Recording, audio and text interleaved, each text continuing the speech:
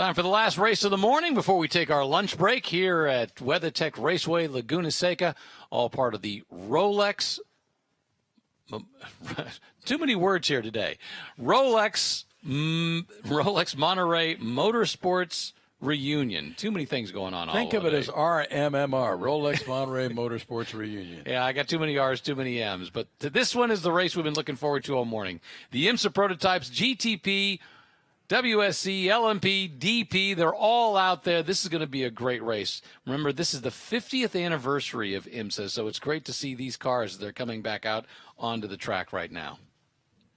And again, familiar names. Bruce Canepa back out again. Spencer Trenery back out. Travis Engen back out. A lot of cars that we have seen, drivers that we have seen in earlier events in different cars. Getting lots of racing miles in today at WeatherTech Raceway, Laguna Seca. All right, let's talk about the grid as we see them head out onto the track. Rocky Moran Jr., very appropriately, driving the 1991 AAR Gurney Eagle. Robert Kaufman is in a 1990 AAR Toyota Eagle. Bruce Canepa in car number 14, 1989 Porsche 962C. Eric Joyner, car 18, 2000 Lola 2BK10 LMP. Spencer Trenery is in a 2006 Riley 11 Daytona prototype. Cal Meeker is in a 1987 Spice GTP. Joel Miller in a 1992 Mazda RX-7 92P. And believe me, when that car goes by, you will know it. It is the loudest thing out there. Wade Carter in a 1984 Porsche 962. Laurent Moulin in a 1999 Paynos LMP. Travis Engen in a 2005 Audi R8 LMP. Mark Brannon, 2001 Riley Scott Mark III. Then an 86 Porsche 962. Joe Robillard, car 101. Chris Liebenberg in a 1998 Riley and Scott, and Taz Harvey in a 1992 Spice. EFR, Elliott Forbes Robinson, car number 20, 1995 Riley and Scott. Tom Dooley in a 1988 Porsche 962C. Andrew Furry in a 1998 Riley and Scott, and Parker Johnstone in a 1988 Spice GTP Lights. Zach Brown, 1984 Lancia Martini, a Porsche 962 86 model, Jim Torres driving. Robert Kaufman in a 1990 AAR Toyota Eagle. James Farrow in a 1981 Lola T600. Vince Vento, 1984 March 84G. 1989 Fab Car GTP, John Levitt. Ross Myers has the 2003 Crawford Daytona. Eric Endenholm in the 1986 March 85G. 84 Jaguar XJR5, Randall Smalley behind the wheel, Dwight Merriman. Nissan NPT 90. Lee Giannone in a 1984 Porsche 962, and Ernie Spada Jr. in a 1982 Lola T600. And that's our grid for the IMSA prototypes, Group 7A. Once again, the final race of our morning session. And such a great collection of cars, you know, from the Eagles of the IMSA days. You see those two up front that are just great looking cars, great style, great everything. And then you've got the Porsche 962s. We've got the lights out on the pace car, and they're coming around the final turn, forming up their grid. Pair of Toyotas in the front row, 98 and 99. Once again, Dan Gurney's Toyota Eagles, just as they did decades ago, continue to lead the pack here at WeatherTech Raceway, Laguna Seca. And we've got a problem. We've got the windscreen that has come off of the, looks like the Porsche 962 right behind that. See, it's coming off right up there. The windscreen came off. Wow, that's off the Riley Daytona prototype. And he locked up the brakes because he couldn't see. Yeah, I wasn't quite. Maybe that was Bruce Canepa's car. I'm not quite sure which one that was. I think it was Bruce Canepa's 962 that may have had the problem. But once again, the windshield actually came off, peeled back, and then in turn one came off. And Canepa locked up his brakes and went off driver's right into the dirt area. We'll see if that's going to cause a problem. That is an impact area. And the stewards are going to have to decide whether to leave that car there or possibly throw out a caution while they retrieve that car and get it out of harm's way. So we've got the pair of Toyota Eagles up front. And then right now we're looking at the battle further in the pack as we watch all of these great IMSA prototypes go by. And once again, all kinds of spectacular machinery from really a golden era of IMSA racing.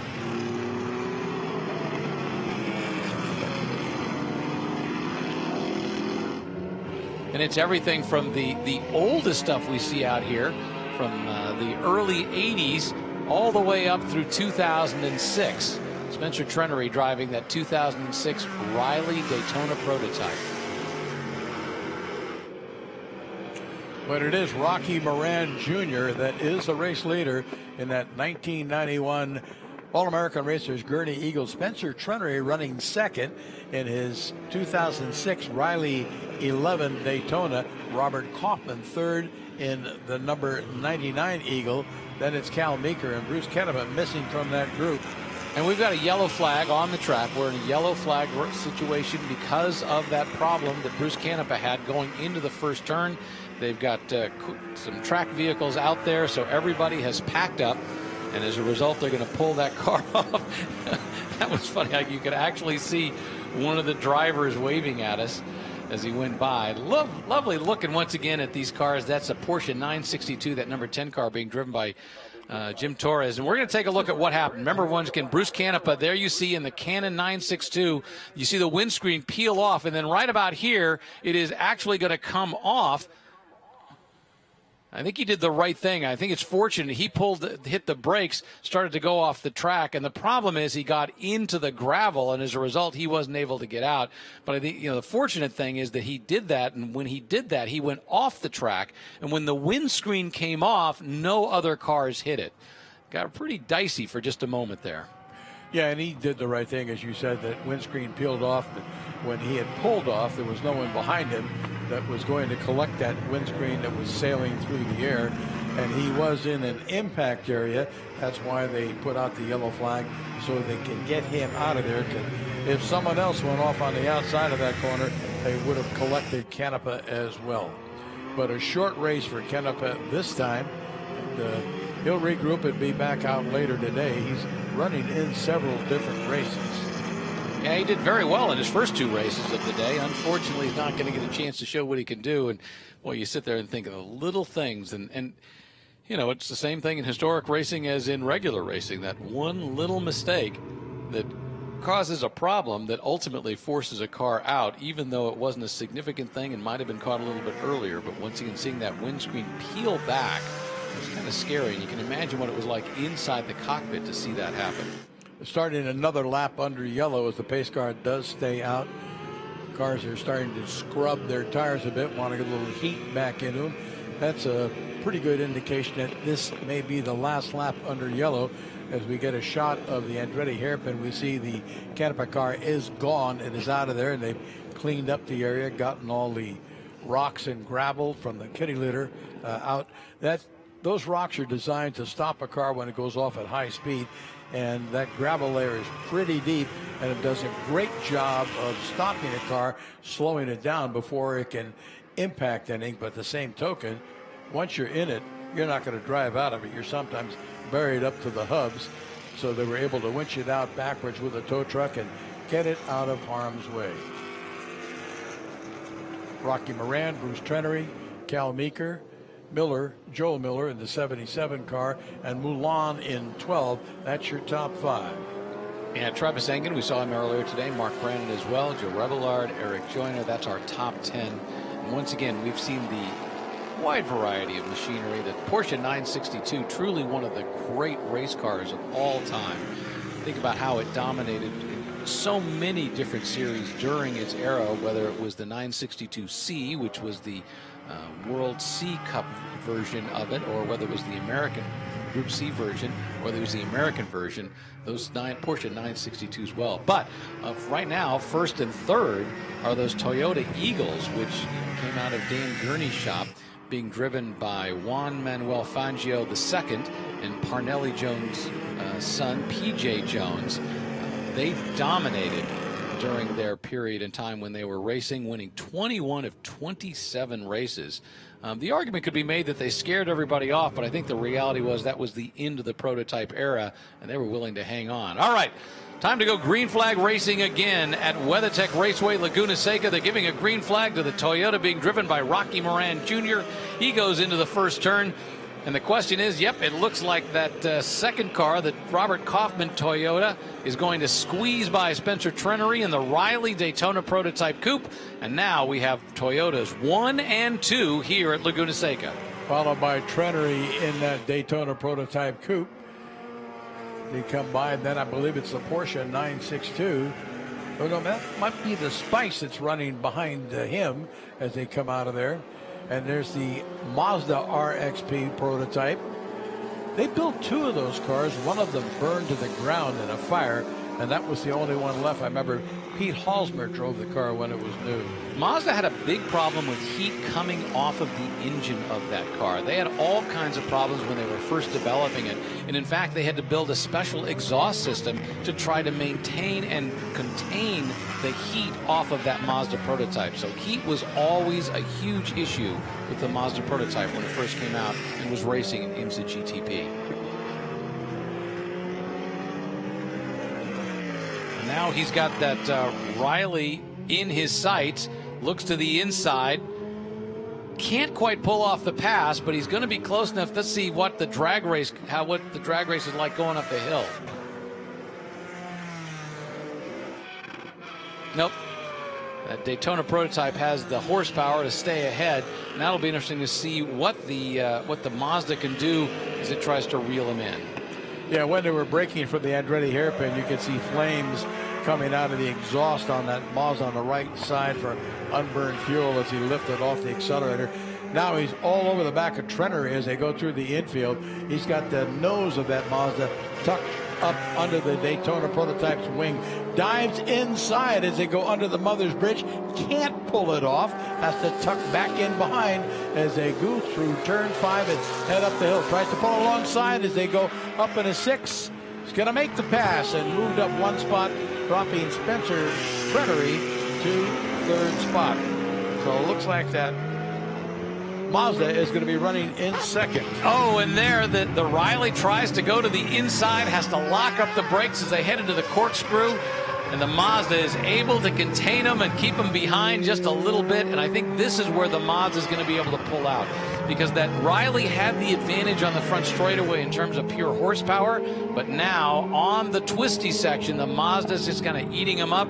And as they pull onto the front straightaway, that Riley is not going to have the ability to pull enough horsepower to get close enough on the front straightaway. Well, you can hear that rotary scream as he goes by. In the meantime, Rocky Moran Jr. is motoring off into the distance in the Toyota, followed by Kaufman in the other Toyota. A couple of American Eagle Toyota GTP cars. Miller now in the Mazda, car 77, running 3rd. Trenery in 4th, car 15, and then Meeker in the 29 Spice GTP completes the top 5. 61 car we see on our screens right now being driven by Tom Dooley. That's a 1988 Porsche 962. The 962, as I said, really one of the great race cars of all time. A sports prototype built by Porsche. It replaced the 956, built to comply with IMSA's regulations, and just did a great job. What amazed me about the 962s was their longevity. They were competitive for many, many years. Race cars usually can be dominant for 2-3 years, but the 962s were successful for many, many years. Yeah, basically a full decade. It was introduced in '84. It was still competitive in the mid-1990s. And they kept updates, and they built variants of the car as well.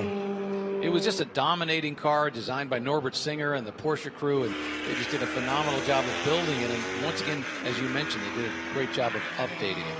On the track right now, Rocky Moran Jr. leading in a 1991 AAR Gurney Eagle Mark III. Very appropriate. Rocky Moran Jr., of course, the son of Rocky Moran, who was a Toyota driver back in those days. And while we always think about Juan Manuel Fangio II and P.J. Jones, Rocky Moran was the long-distance guy that was also a part of that team as well. now that Miller in the Mazda has gotten around Tretter, he's stretched that lead out to about 5.5 seconds. So he's very comfortably in third spot, but he's about 8 seconds behind the second place Toyota. So it looks like it's going to be Toyota, Mazda, Spice, or rather Daytona prototype, and then Meeker in the Spice. That's your top 5.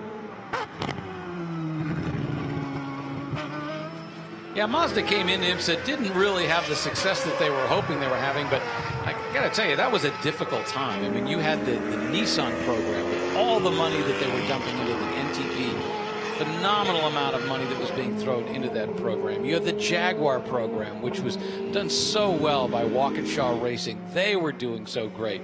Then when the Toyotas came on, the Mazda just kind of got squeezed out, just didn't have the ability to have the impact that it They wanted. had a lot of promise with that car, but they just ran into some incredibly bad luck over and over again. Whoa, that's the Panos right there. Yeah, being looks driven like by Florent Moulin, the 1999 Panos. It gets kind of squirrely coming out of the turn, and that gives the ability for Travis Engen in that 2005 Audi to come up alongside and take the position going into the first turn. Yeah, he dove down inside of him as they got down into the Andretti hairpin and took that position away, moved himself up, I believe, into 6th spot overall in the process. Moulin drops to 7th. And Eric Joyner now is all over the back of that Panos, that 99 Panos. Now, that Panos, when he got squirrely coming onto the front section, is really a difficult place to do that, because that's where you want to have your power coming out of the turn for that drag race up to the flag. And when he didn't have that, well, that's what allowed that car, the other car, to reel him in. And now he's back in the clutches of Eric Joyner. That Panos is a rather unique car. If you look at it, the sideways view, the driver looks like he sits way, way back, almost over the rear axle, because it's got a very long hood nose. And different concepts of mid-engines. There's front mid-engines, there's rear mid-engines, there's mid-engines. That's in what we were traditionally used to seeing in mid-engine race cars. It just looked odd, but it worked very well. Oh, and that was where the number 18 car, that Lola of Eric Joyner, I think he thought he was going to try to squeeze up as close as he could on the back of that Panos, and instead what he did was he let the tail end kick out and lost the speed coming into the front straightaway. And we've lost Kaufman in the second Toyota. He's dropped off the monitor. We've got Miller back up in the second spot in the Mazda, Trenery in third. And the number 18 car, the 21st in the Eagle. I must be having a problem. That's unfortunate for that 1990 Toyota Eagle. I'm just looking that the number 18 Eric Joyner car just passed James Farrow in a 1981 Lola T600, that light blue car that we just went by a few moments ago. And that Lola T600, truly one of the most beautiful race cars ever built. What a great design, a great long tail, just had a great look to it. We heard earlier from Brian Redmond, who talked about the development. Now we got a battle on the track between the Panos and the Lola. That's been ongoing, and it's hot and heavy. As the Lola almost got alongside the Panos, coming out of the corkscrew in there, nose to tail, coming out of 10, going down into turn 11. The Lola tries to get alongside on the inside, can't do it. He's going to have to tuck in behind him and follow him up the front straightaway. It's going to be interesting when they get down to turn 1 if that Lola can stay close enough to try and make a move. No, that's not going to happen as the Panos pulls out a considerable gap on acceleration up that front straight. Well, Joyner did the last turn better that time. The previous lap, remember, he got out of with the tail kicking out. This time he kept it in line, and that gives him the ability to stay just a little bit closer, and we'll see if that gives him any kind of an advantage as he continues to go through the rest of this lap. Being just a little bit closer, even though he wasn't able to gain on the front straightaway, may help him right here where he's able to reel him in. He looks to the inside but doesn't have the position, doesn't have the ability to make the move. Now he's going to try to go up the backside and see if he can get a little bit closer. He looks to the inside. It's a drag race up the hill, and he just doesn't have the grunt to pull it off. No, but that car certainly can out-handle a Panos. You can see that through that entire infield section. but when it comes to power, the Panos has the advantage. The Lola can close up, get alongside, but just can't get far enough ahead to make the move and get around him. Yeah, coming down through the corkscrew, going down through the backside, that 5-story drop we were talking about, and then they'll come onto that front straightaway, and the goal once again is to make sure that they can be as close as he can, not let the rear end kick out, so he can be as close as he can, so as he gets further down the line, further into this lap, he may be able to take advantage. But right now, we haven't seen a place on the track where that number 18 Lola can reel him in.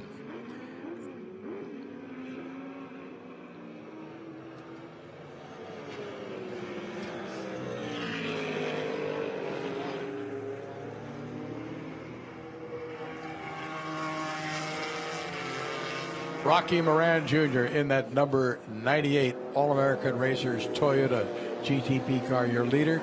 Got 17 seconds in hand over Joel Miller in the 92 Mazda RX-7 92P. It's car 77A. Then Spencer Trenery third in that 2006 Riley 11 Daytona car 15.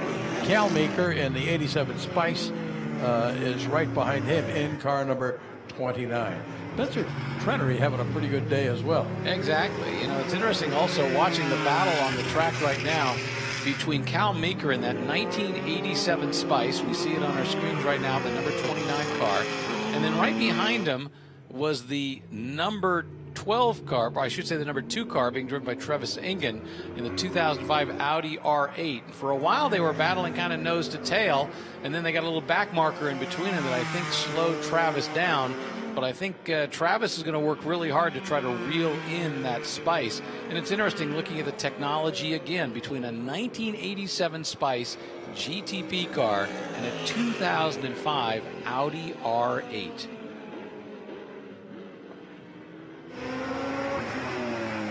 Back up front, Rocky Moran Jr. Now it is an 18-second lead that he has built up.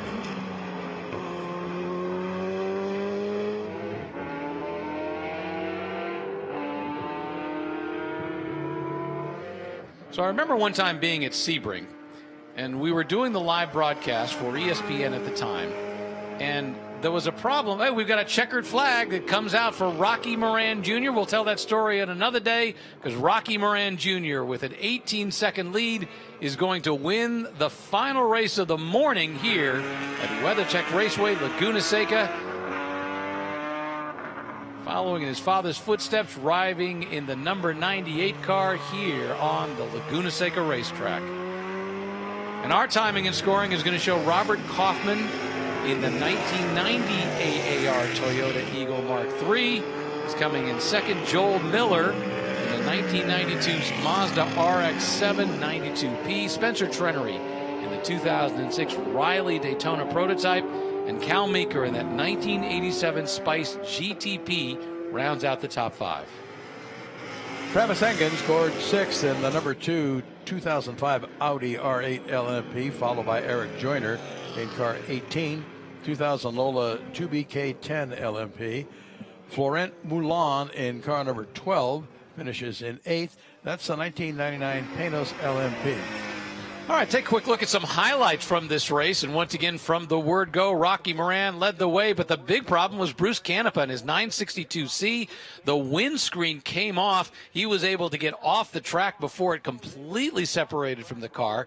But that caused a yellow flag situation for the first couple laps. And as a result, well, we were under yellow. Once we went racing again, Rocky Moran spirited off into the lead of the race. There were plenty of good battles behind him, but he just got faster and faster.